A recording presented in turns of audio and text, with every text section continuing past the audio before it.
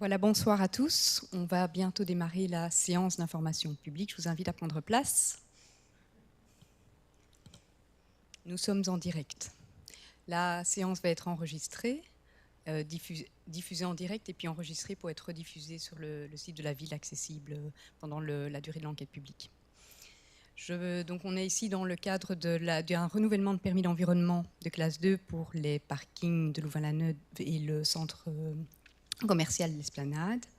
Ici, l'objectif de la réunion est de présenter brièvement l'étude d'incidence environnementale pour vous permettre, dans le cadre de l'enquête publique, de remettre vos observations et réclamations auprès de la ville.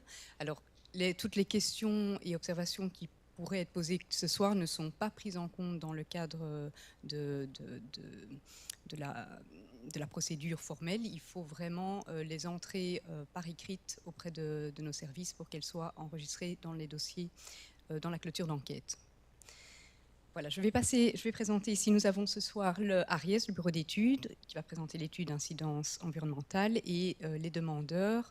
Nous avons le centre commercial L'Esplanade, et nous aurons peut-être la présence aussi du deuxième demandeur du permis, qui EFIA, pour les parkings de Louvain-la-Neuve. Je cède directement la parole à Monsieur Albardier, du bureau ARIES. Bonsoir.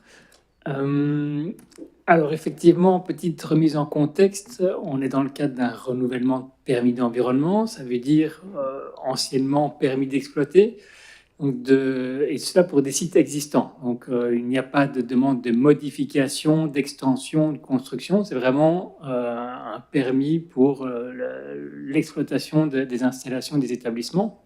Alors, petite parenthèse, il faut savoir que outre les permis d'urbanisme qui sont délivrés pour la construction des bâtiments, pour certaines activités, certaines installations, il faut un permis d'environnement.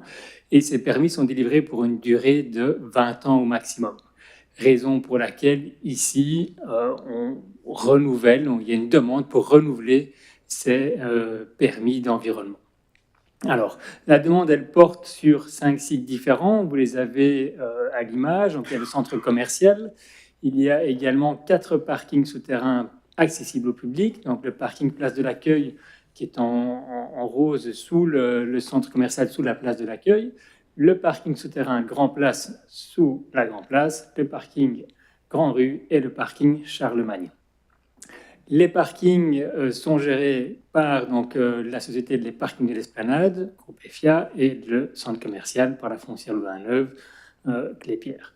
Donc 2 exploitants différents, 5 établissements, 5 unités, et une étude d'incidence qui a été demandée par les autorités communales et régionales de manière à avoir une vision globale. Alors ce soir, je vais vous expliquer très succinctement, en 15-20 minutes, les principales conclusions de l'étude d'incidence. Ce ne sera pas exhaustif.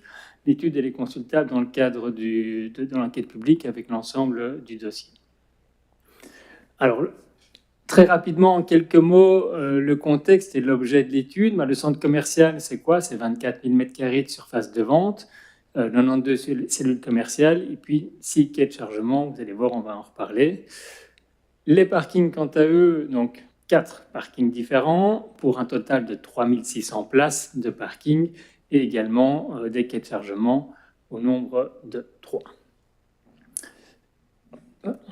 Alors, si on commence les principales thématiques de l'étude d'incidence, la première concerne le stationnement, donc on va s'attaquer un peu plus spécifiquement au parking.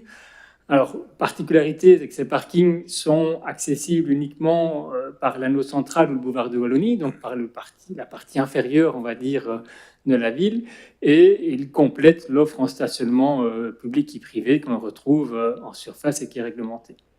Quand on analyse le fonctionnement de ces parkings, on constate qu'ils présentent en moyenne, sur l'ensemble des 4 unités, une réserve de capacité assez importante qui est supérieure à 50%.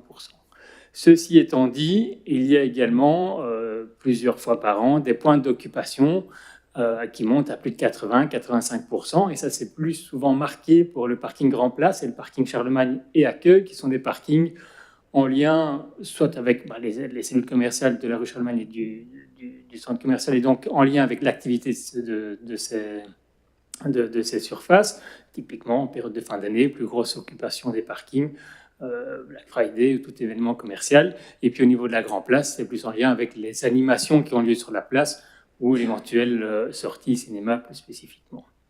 Donc voilà, une occupation, ça veut dire de l'espace disponible une majeure partie de l'année qui pourrait être valorisé. Donc là, les recommandations ne sont pas très développées dans la mesure où c'est des réflexions qui doivent être menées et que l'on incite auprès de l'exploitant de pouvoir voir dans quelle mesure ces espaces peuvent être valorisés, soit pour du stationnement en renforçant son attractivité, soit pour d'autres fonctions. Toujours en matière de stationnement, et ici plus particulièrement par rapport au vélo, alors autant la circulation automobile se faisait au niveau du boulevard, autant l'accès et la circulation vélo se fait au niveau de la dalle et donc pas au niveau des parkings.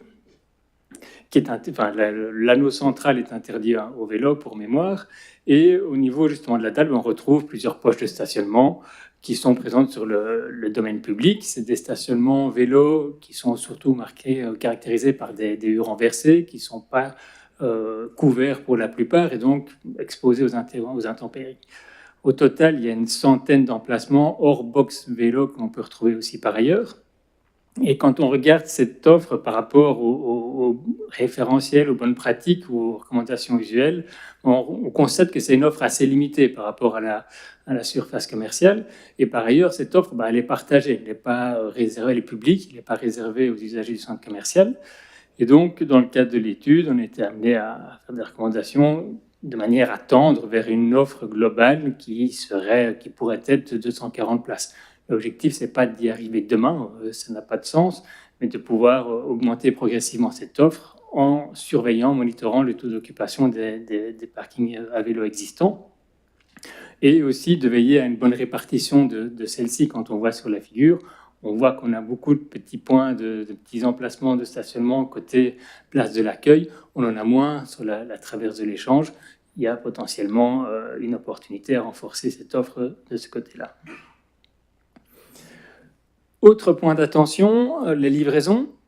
Alors, au niveau des livraisons, donc petite mise en contexte, nous avons étudié dans le cadre de cette étude les quais qui sont en lien avec les établissements qui font l'objet de la demande de permis, c'est-à-dire l'esplanade et les parkings. Les quais en lien avec les parkings et l'esplanade représentent moins de la moitié ou de la moitié du total des quais qui sont présents sous la dalle. Donc, il y a toute une série de quais de chargement qui ne sont pas étudiés ici et qui vivent leur vie par ailleurs. Au niveau du centre commercial, à noter également, bien qu'il y ait 6 zones de livraison, il y en a dans les faits que 5 qui sont exploitables pour des questions techniques. Alors, quand on analyse le fonctionnement de ces zones de livraison, dans le cadre de l'étude, on a réalisé des comptages, des enregistrements vidéo pour voir un petit peu comment ils fonctionnaient, comment se faisaient les livraisons, et avec une attention plus spécifique sur les quais 1 et 20.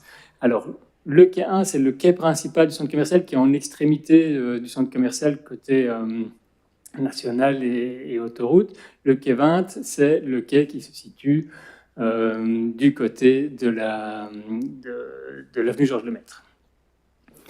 Alors, au niveau du quai 1, qu'est-ce que l'on constate? C'est qu'en moyenne, on observe une trentaine de livraisons par jour, avec des variations plus ou moins importantes par jour de semaine.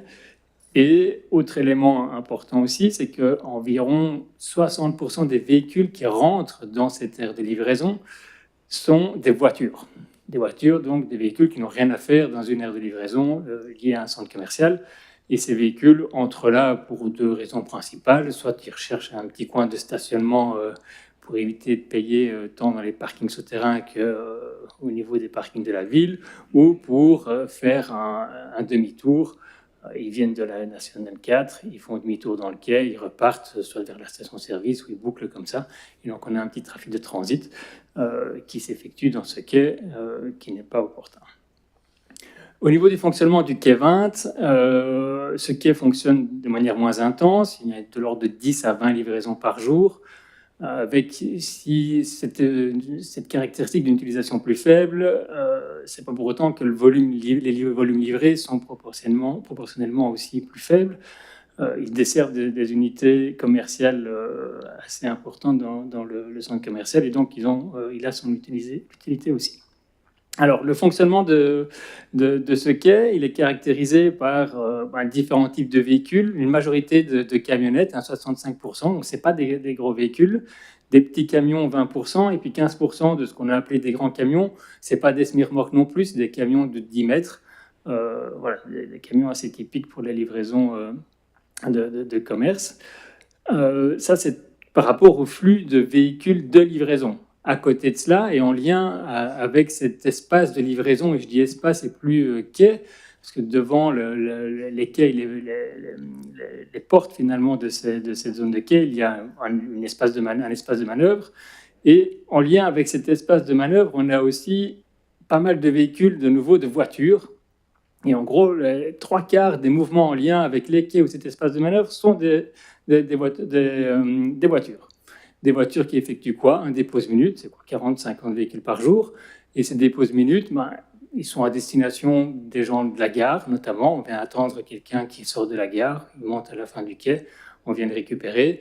Ou quelqu'un qui essaie de faire un petit arrêt 10-15 minutes, voire plus parfois, pour aller au centre commercial sans devoir payer non plus.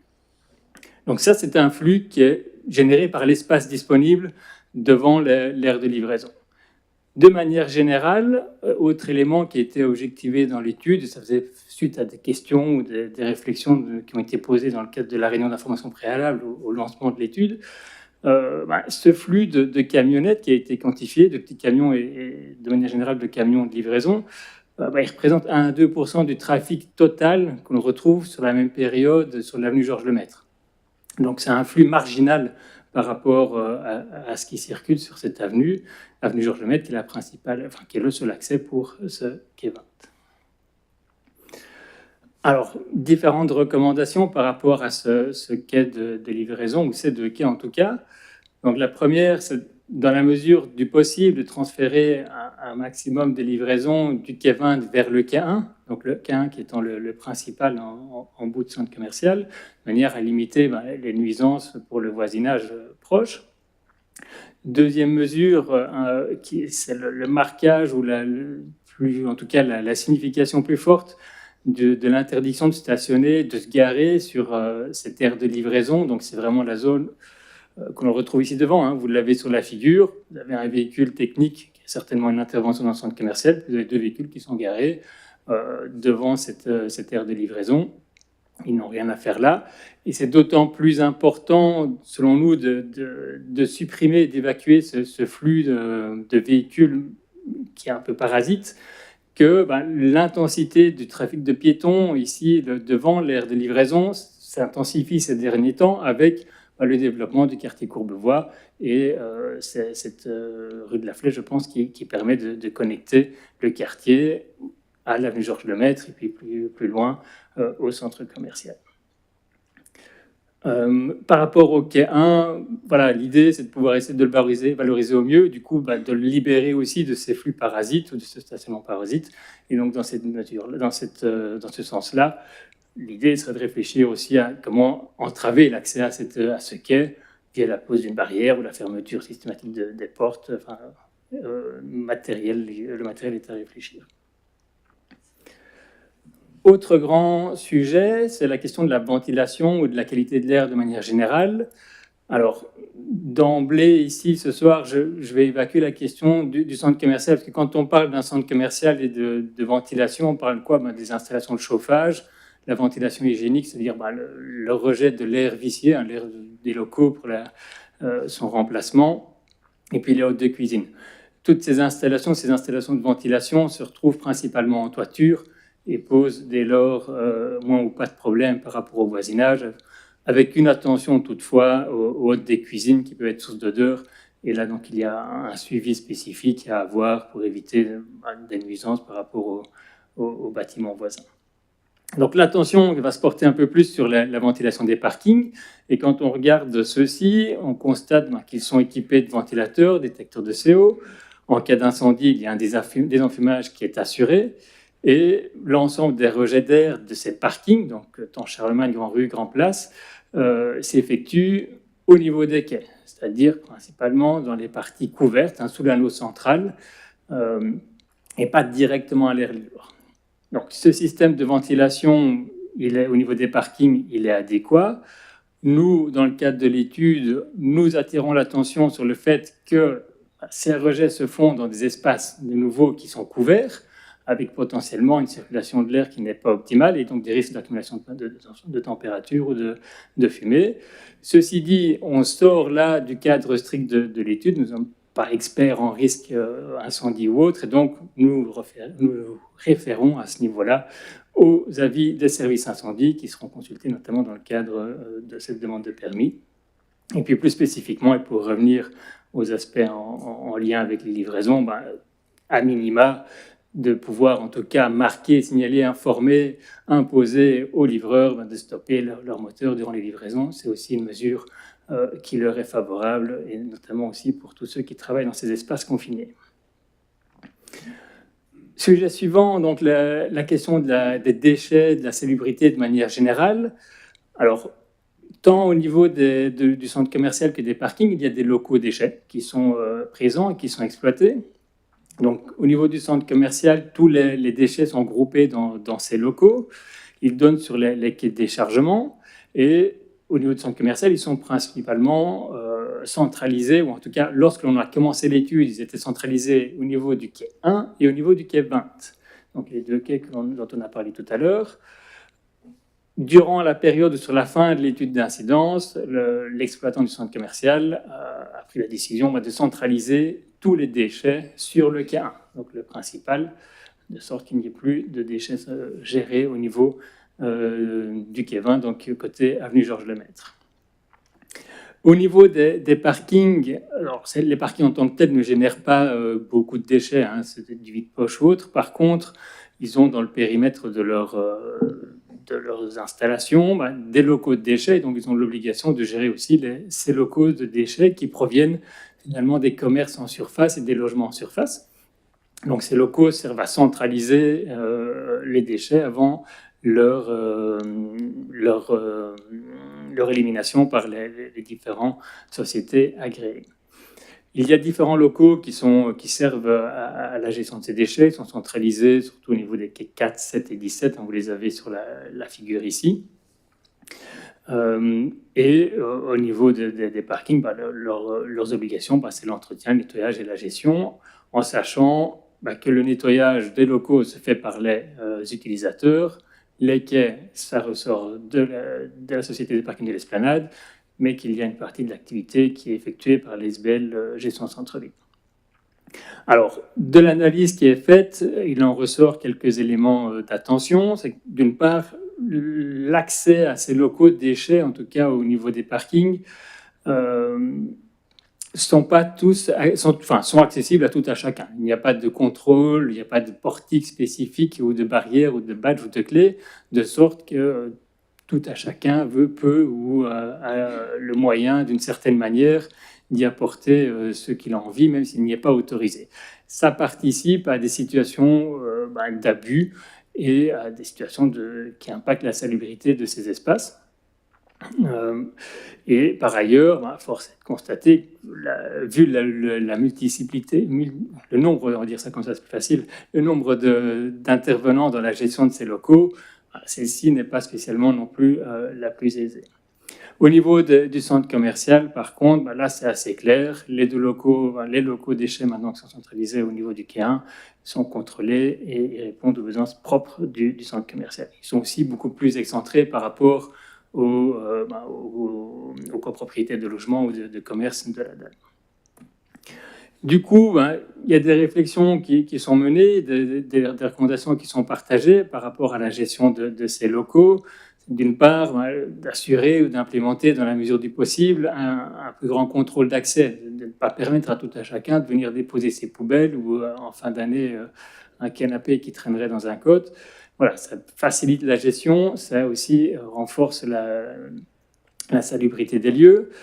Et puis, voir dans quelle mesure une gestion centralisée avec une répartition des tâches qui paraîtrait plus claire ou plus efficace pourrait être mise en place pour faciliter la gestion de ces espaces. Alors, j'en arrive à la question du bruit. Et là, quand on fait l'étude d'incidence, une étude d'incidence, on fait des mesures habituellement. Vous les avez ici sur la petite figure, tous les petits points orange sont des mesures de bruit qui ont été faites. Et vous le constaterez, ces mesures ont été faites aux abords du centre commercial et plus spécifiquement aux abords des quais. Ça fait suite à une demande, aussi à un point d'attention qui avait été soulevé par les riverains lors de la réunion d'information préalable. Et donc, voilà, on a essayé d'analyser le mieux possible le bruit généré par ces livraisons. De manière générale, en fait, quand on analyse les mesures de bruit qui ont été faites aux abords du centre commercial, on a un environnement sonore qui est dominé surtout par des bruits urbains classiques, et puis le bruit routier en lien avec les infrastructures routières qui sont logiquement présentes. Ici, dans le cadre de cette présentation ce soir, je vais me focaliser sur les livraisons, en sachant que pour ce qui concerne le centre commercial, les principales sources vont être les installations techniques de ventilation dont je parlais tout à l'heure. Il y en a principalement en toiture, il y en a quelques-unes en toiture. Il y a aussi des rejets d'air qui sont liés au parking, mais pour lesquels la contribution en matière de bruit est assez négligeable et sur laquelle je vais passer ce soir. Alors, au niveau des livraisons, quand on regarde le fonctionnement des deux principaux quais qui ont un accès à l'air libre, finalement, les autres quais qui se situent sous la dalle, peu importe, ils ne sont pas perceptibles par le voisinage. Donc, si on se focalise sur le quai 1 et le quai 20, on constate pour le quai 1 que le bruit du quai donc, il est perceptible depuis les habitations proches, sans pour autant que les livraisons n'influencent le niveau de bruit ou l'environnement sonore général. Sans être technicien et rentrer dans le détail du graphe ici, vous voyez le niveau de bruit qui varie en fonction des différentes sources, des événements qui ont lieu dans le voisinage, et on voit de temps en temps des pics qui apparaissent. Et on peut lier certains à certaines activités propres aux livraisons. Et donc voilà, ici on a un pic lié à un petit camion, on a d'autres pics qui sont liés à d'autres événements, et on voit que ça apparaît, donc c'est perceptible, sans pour autant influencer la courbe de bruit général.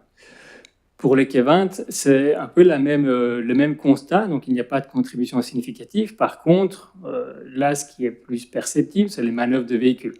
Elles sont perceptibles de par le fait qu'il y a souvent un bip de recul. On entend aussi le bruit de démarrage des camions, les accélérations liées aux manœuvres, et c'est ça qui est perceptible et qui peut être perçu dans le voisinage.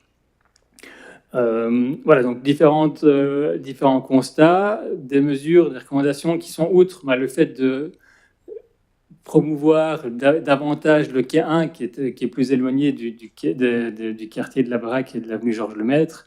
On peut aussi travailler sur le comportement des livreurs et sur notamment le fait d'arrêter les moteurs. Ça ne sert à rien de faire du bruit pour rien lorsqu'on décharge, par exemple.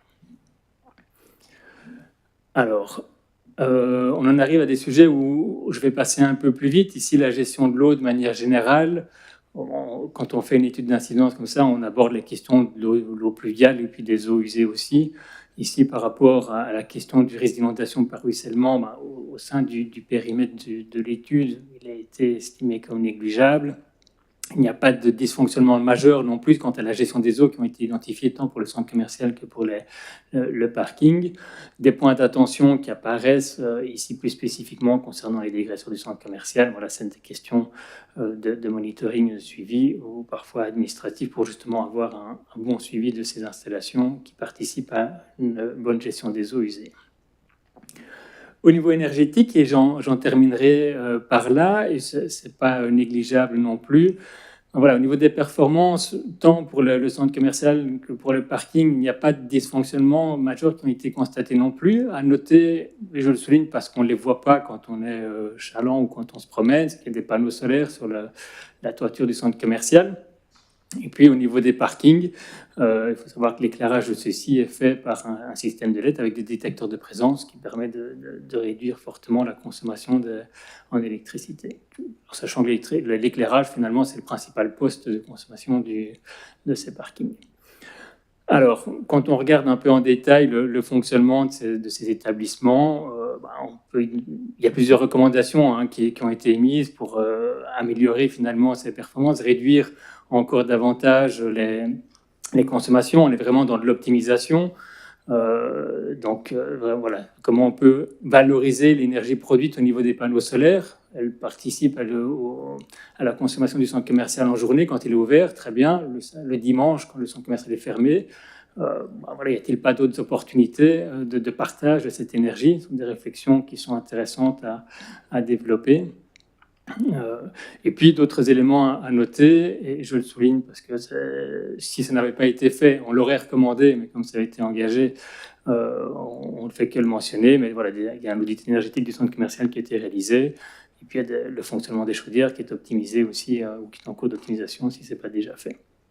D'autres petites recommandations qui restent quand même d'actualité pour la bonne performance, je le disais, notamment au niveau du supermarché. Enfin, voilà, on peut aller chercher finalement encore quelques calories émises à gauche, à droite pour réduire encore les consommations. Vous allez me dire c'est peut-être marginal, mais quand on traite ou on travaille sur des grands volumes, ça peut vite avoir un effet finalement significatif. Voilà, j'en termine avec les principales conclusions de l'étude d'incidence. Merci.